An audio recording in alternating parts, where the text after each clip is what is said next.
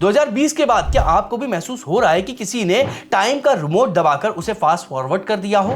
घड़ी की सुइयां तो वही 24 घंटे दिखा रही हैं, लेकिन महसूस सिर्फ 16 घंटे हो रहा है। आप 8 घंटे सो रहे हैं, डाइट ले रहे हैं, लेकिन शरीर की थकान किसी भी कॉफी या दवा से नहीं जा रही है। सावधान हो जाइए, जिसे आप सिर्फ थकान समझ रहे हैं वो असल में एक बायोलॉजिकल ग्लिच है। यह कोई साधारण बर्नआउट नहीं है। साइंस को अब जो सबूत मिले हैं वो डराने वाले हैं। कल की कोई बाहर से आने वाला योद्धा नहीं, बल्कि आपके डीएनए के अंदर छिपा एक सीक्रेट कोड है जो ठीक इसी वक्त म्यूटेंट हो रहा है। आखिर पूरी दुनिया के लोग एक साथ एक ही वक्त पर एक अजीब सी एंजाइटी और भारीपन क्यों महसूस कर रहे हैं? डॉक्टर इसे डिजिटल फटीग का नाम दे रहे हैं, लेकिन दवाइयां काम क्यों नहीं कर रही हैं? क्योंकि बीमारी आपके शरीर में नहीं, उस सिग्नल में है जिसे हम सब जुड़े हुए हैं। इसका एक साइंटिफिक प्रूफ है सुमान रेजोनेंस। इसे आसान भाषा में पृथ्वी की धड़कन कहा जाता है। हजारों सालों से हमारी धरती का इलेक्ट्रोमैग्नेटिक फील्ड 7.83 हर्ट्ज की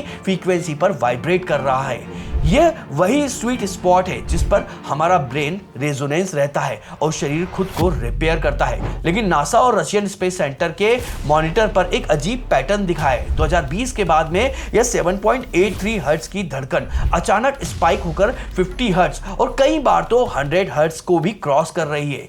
इसे एक बहुत ही सिंपल उदाहरण से समझिए। मान लीजिए कि आपके शरीर 10 साल पुराना एक स्मार्टफोन है और यूनिवर्स ने रातों रात उसमें 2026 का सबसे हेवी और एडवांस सॉफ्टवेयर अपडेट भेज दिया है। यह नई एनर्जी सतयुग की फ्रीक्वेंसी है जो 100 गुना ज्यादा तेज है। नतीजा, आपका पुराना हार्डवेयर इस हाई स्पीड डेटा को प्रोसेस नहीं कर पा रहा है। आपका सिस्टम हैंग हो रहा है, आपकी बैटरी यानी एनर्जी लंच टाइम तक ड्रेन हो रही है और आपका प्रोसेसर यानी दिमाग कंफ्यूज है कि टाइम इतनी तेजी से क्यों भाग रहा है। हम एक बायोलॉजिकल विंटर से गुजर रहे हैं जब पुराना सिस्टम क्रैश हो रहा है। लेकिन यहाँ एक बहुत बड़ा सवाल आता है। डार्विन की थ्योरी कहती है कि एवोल्यूशन या डीएनए बदलने में लाखों साल लगते हैं, तो हम सिर्फ 4 सालों में इतना बड़ा बदलाव कैसे महसूस कर रहे हैं? यहीं पर बायोलॉजी का वो राज खुलता है जिसे डार्विन के नियमों को भी डस्टबिन में डाल दिया है। इसे कहते हैं एपिजेनेटिक्स। डार्विन ने हार्डवेयर मतलब शरीर की बात की थी, लेकिन एपिजेनेटिक्स आपके डीएनए के सॉफ्टवेयर है और साइंस ने साबित कर दिया है कि आपका वातावरण मतलब एनवायरनमेंट आपके सॉफ्टवेयर को रातों रात रीसेट कर सकता है। इसका सबसे बड़ा सबूत डच हंगर विंटर के केस स्टडी पर मिला है। वर्ल्ड वॉर 2 के दौरान जब एक शहर में भयानक अकाल पड़ा तो वहां की प्रेग्नेंट औरतों के तनाव ने पेट में पल रहे बच्चों के डीएनए स्विच को बदल दिया। जब वो बच्चे पैदा हुए तो बिना डीएनए कोड बदले उन्हें वो बीमारियां थी जो अकाल से जुड़ी हुई थी। यानी सिर्फ सोच और तनाव ने अगली पीढ़ी का जेनेटिक कोड बदल दिया है। अब इसे आज के कलयुग के माहौल से जोड़िए। हम 3 तरह से साइलेंट किलर के बीच में जी रहे हैं। पहला, खाने में माइक्रोप्लास्टिक, दूसरा वाईफाई और 5G का रेडिएशन और तीसरा सोशल मीडिया और डोपामिन एडिक्शन। ये तीनों मिलकर आपके डीएनए को हर सेकंड सिग्नल भेज रहे हैं कि खतरा है, डिफेंस मोड में जाओ। आपका शरीर ग्रोथ मोड से हटकर सर्वाइवल मोड में अटक गया है। वो खुद को रिपेयर करवाना बंद कर चुका है। वो बस जिंदा रहने की लड़ाई लड़ रहा है। यही वो वजह है कि आप बिना कोई भारी काम किए भी थका हुआ और हारा हुआ महसूस करते हैं। हम जिसे धार्मिक भाषा में कलयुग का असर कहते हैं, मॉडर्न साइंस में वो एक मास एपिजेनेटिक एक्ट है। लेकिन सबसे हैरान करने वाली बात यह है कि बिना किसी लैब या माइक्रोस्कोप के हजारों साल पहले हमारे ऋषियों ने इस सिंड्रोम को डिकोड कर लिया था। विष्णु पुराण और भविष्य मलिका को धार्मिक किताब मानना बंद कर दीजिए। ये असल में एडवांस कॉस्मिक मेडिकल रिपोर्ट है। विष्णु पुराण अंश 6 अध्याय 1 में कलयुग के अंत का वर्णन देखिए। मनुष्य का कद मतलब हाइट छोटा हो जाएगा और वह बिना किसी ठोस वजह के हमेशा चिंता मतलब एंजाइटी और क्रोध में रहेगा। नोट कीजिए, बिना वजह चिंता।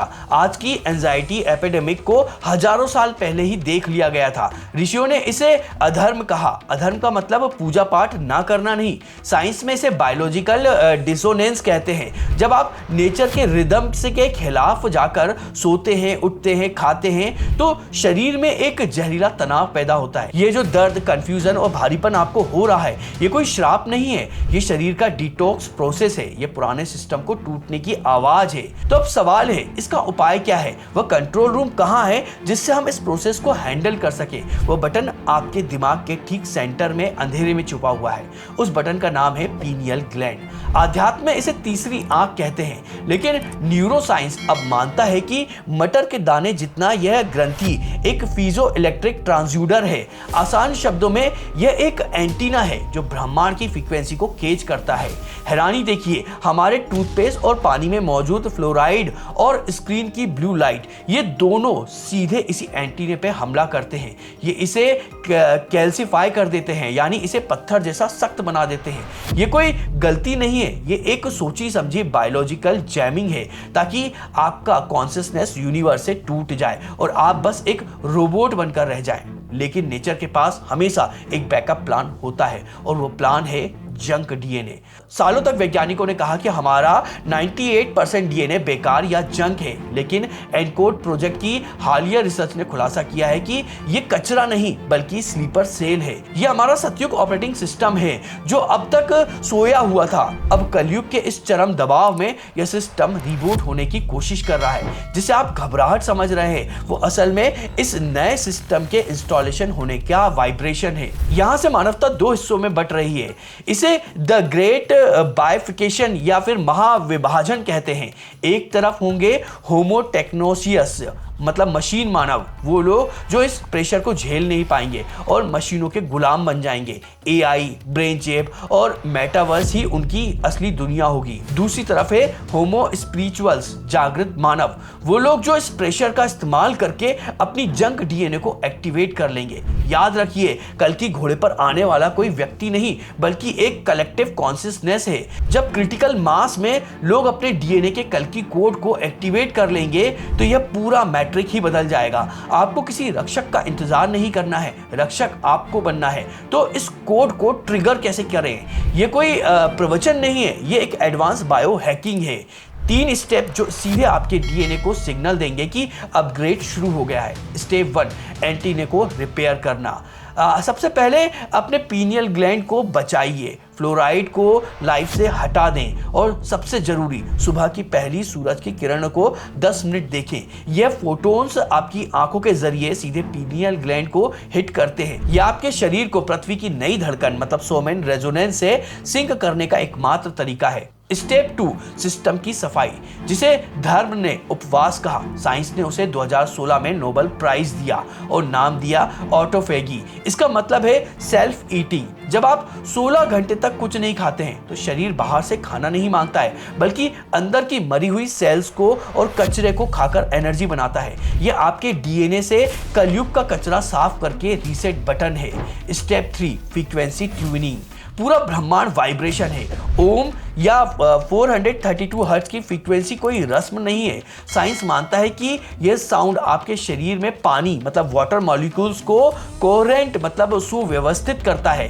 क्योंकि आप 70% पानी है, यह साउंड थेरेपी आपके शरीर के वाइब्रेशन को अराजकता मतलब क्योस्क से शांति में बदल देती है। ये थकान, ये समय का भागना, ये अंत नहीं है, ये एक नए जन्म की पीड़ा है। जैसे तितली बनने से पहले कैटरपिलर का शरीर पूरी तरह टूटता है, वैसे ही अभी हम टूट रहे हैं ताकि हम बदल सके। अब चुनाव आपका है, क्या आप डर कर मशीन के गुलाम बनेंगे या इन बायोहैक का इस्तेमाल करके अपने भीतर के कल्कि को जगाएंगे। अगर आप इस म्यूटेशन को स्वीकार करने और नई प्रजाति मतलब न्यू स्पीसीज का हिस्सा बनने के लिए तैयार हैं तो कमेंट में अभी आप लिखिएगा आई एम रेडी।